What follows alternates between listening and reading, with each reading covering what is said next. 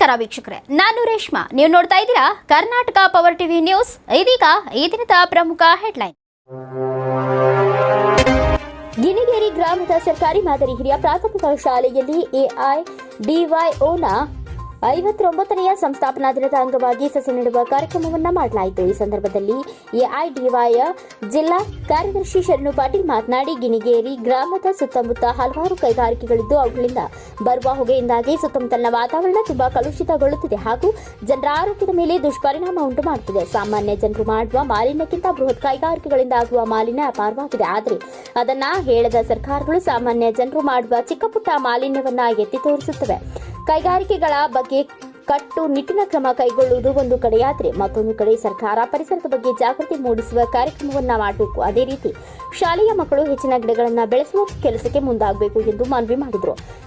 ಜಿಲ್ಲಾ ಸಮಿತಿ ಸದಸ್ಯರಾದ ದೇವರಾಜ ಹೊಸ್ಮನಿ ಪ್ರಾಸ್ತಾವಿಕವಾಗಿ ಮಾತನಾಡಿದರು. ನಮ್ಮ ಯುವ ಸಮಾಜ ಸಂಘಟನೆಯ ದೇಶವ್ಯಾಪಿ ಯುವಕರ ನಡುವೆ ನಿರಂತರವಾಗಿ ಹಲವಾರು ಹೋರಾಟಗಳ ಜೊತೆಗೆ ಸಾಮಾಜಿಕವಾಗಿ ಉಪಯೋಗವಾಗುವ ಕಾರ್ಯಕ್ರಮಗಳಾದ ಮೆಡಿಕಲ್ ಕ್ಯಾಂಪ್, ಗ್ರಾಮೀಣ ಕ್ರೀಡಾಕೂಟ, ರಕ್ತದಾನ ಶಿಬಿರ ಹಾಗೂ ಇನ್ನಿತರ ಕಾರ್ಯಕ್ರಮಗಳನ್ನು ನಿರಂತರವಾಗಿ ಮಾಡುತ್ತಲೇ ಬರುತ್ತಿದೆ. ಇದರ ಅಂಗವಾಗಿ ಇಂದು ಗಿಣಿಗೇರಿಯಲ್ಲಿ ಸಸಿ ನೆಡುವ ಕಾರ್ಯಕ್ರಮವನ್ನು ಆಯೋಜಿಸಿದೆ ಎಂದರು. ಪರಿಸರದ ಮಹತ್ವವನ್ನು ಕುರಿತು ಮಕ್ಕಳಿಗೆ ಶಿಕ್ಷಕಿಯಾದ ವತ್ಸಲ ತಿಳಿಸಿದರು. ಗ್ರಾಮದ ಮುಖಂಡರಾದ ಮಂಗಳೇಶ್ ರಾಠೋಡ್ ಮಾತನಾಡಿ, ಗಿಣಿಗೇರಿ ಗ್ರಾಮದಲ್ಲಿ ಪ್ರತಿ ಮನೆಗೂ ಒಂದು ಮರವನ್ನು ನೆಡುವ ಅಭಿಯಾನವನ್ನು ಮುಂದಿನ ದಿನಗಳಲ್ಲಿ ಮಾಡಬೇಕು ಎಂದರು. ಈ ಸಂದರ್ಭದಲ್ಲಿ ಶಾಲೆಯ ಮುಖ್ಯೋಪಾಧ್ಯಾಯರಾದ ಶಿವಕುಮಾರ್ ಎಚ್ಆರ್ ಹಾಗೂ ಉಳಿದ ಶಿಕ್ಷಕ ವೃಂದ, ಎಸ್ಡಿಎಂಸಿ ಅಧ್ಯಕ್ಷರಾದ ಮಲ್ಲಿಕಾರ್ಜುನ್, ಗಿಣಿಗೇರ ನಾಗರಿಕ ಹೋರಾಟ ಸಮಿತಿ ಮುಖಂಡರುಗಳಾದ ಸುರೇಶ್ ಕಲಾಲ್, ದಾನಪ್ಪ ಹಲ್ಗೇರಿ, ಗೋಡೇಕರ್ ಬಾಬು, ಯುವಕರಾದ ದಾವಲ್ ಮಲ್ಲಿಕ್, ಎಐಡಿವೈಒ ಕೊಪ್ಪಳ ಜಿಲ್ಲಾ ಕಾರ್ಯದರ್ಶಿ ಶರಣು ಪಾಟೀಲ್, ಸದಸ್ಯರಾದ ದೇವರಾಜ ಹೊಸ್ಮನಿ, ಮೌನೇಶ್ ಹಲ್ಗೇರಿ ಇನ್ನಿತರರು ಇದ್ದರು. ಶಾಲೆಯ ಉಳಿದ ಸಿಬ್ಬಂದಿಗಳು ಹಾಗೂ ನೂರಾರು ಮುದ್ದು ಮಕ್ಕಳು ಬಹಳ ಸಂತೋಷದಿಂದ ಭಾಗವಹಿಸಿದ್ರು.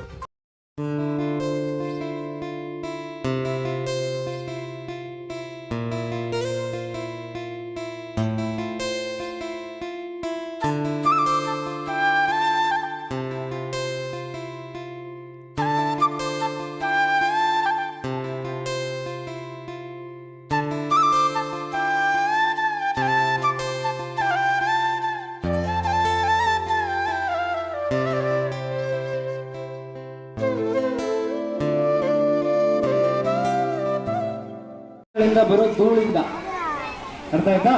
ಕಾರ್ಖಾನೆ ಪೈಪ್ ಇರ್ತದಲ್ಲ ಚಿಮನಿ, ಅದ್ರ ಮೂಲಕ ವಿಷಕಾರಿ ಅನಿಲಗಳು ಹೋಗ್ತದೆ ಮೇಲೆ ಹೋಗಿ, ಅದು ಮೇಲೆ ಹೋಗಿ ಹೋಗಿ ಹೋಗಿ ನಮ್ಮಿಂದ ದೂರ ಆಗ್ತದೆ.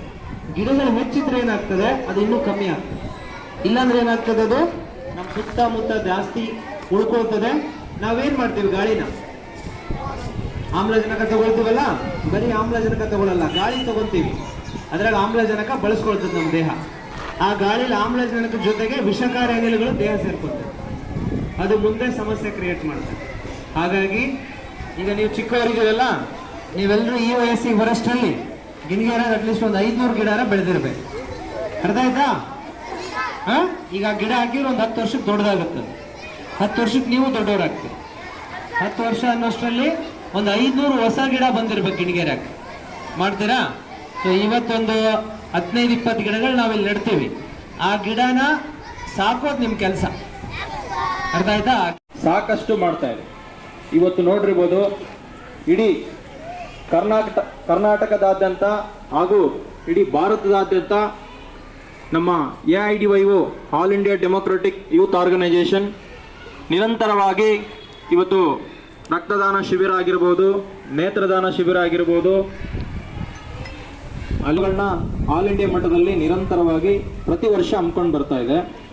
ಅದೇ ರೀತಿಯಾಗಿ ಈ ವರ್ಷ ಕೂಡ ನಾವು ಗಿಣಿಗೇರಿಯಲ್ಲಿ ಮಾಡಬೇಕಂತ ಅಂದಾಗ ಇಲ್ಲಿನ ಗಿಣಿಗೇರಿ ನಾಗರಿಕ ಹೋರಾಟ ಸಮಿತಿ ಈ ಒಂದು ಕಾರ್ಯಕ್ರಮನ ಮಾಡೋಣ ಅಂತಂದು ಹೇಳ್ಬಿಟ್ಟು ಅವರು ಅನುಮತಿ ಸೂಚಿ ಹಲವಾರು ಕೆಲಸ ಕಾರ್ಯಗಳಲ್ಲಿ ಅವರು ಸ್ವತಃ ಭಾಗಿಯಾಗಿ ಈ ಕಾರ್ಯಕ್ರಮವನ್ನು ಇವತ್ತು ನಡೀಲಿಕ್ಕೆ ಅವರು ಕಾರಣರಾಗಿದ್ದಾರೆ.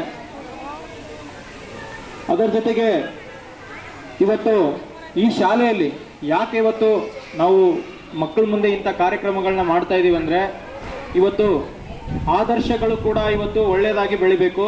ಇವತ್ತು ನಾವು ನೋಡ್ತಾ ಇದ್ದೀವಿ, ಒಂದು ಮೊಬೈಲ್ ಆಗಿರ್ಬೋದು, ಇಂಟರ್ನೆಟ್ ಮುಖಾಂತರ ಇವತ್ತು ಮಕ್ಕಳು ನೋಡೋದ್ರ ಮುಖಾಂತರ ಹಲವಾರು